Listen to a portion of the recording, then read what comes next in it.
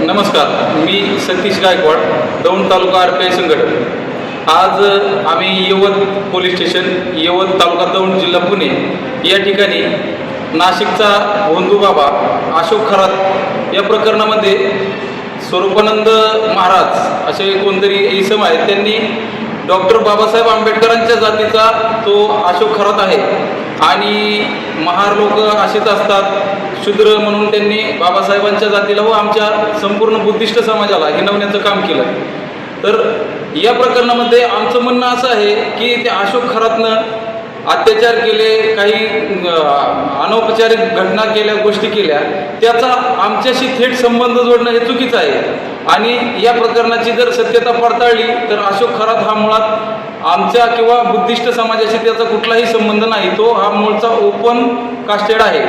तरीसुद्धा बाबासाहेबांचं नाव खराब करण्याच्या हेतूने व समाजाचं नाव खराब करण्याच्या हेतूने आणि आंबेडकर जयंतीचा मोसम आहे, या मोसममध्ये काहीतरी वातावरण दूषित करण्याच्या हेतूने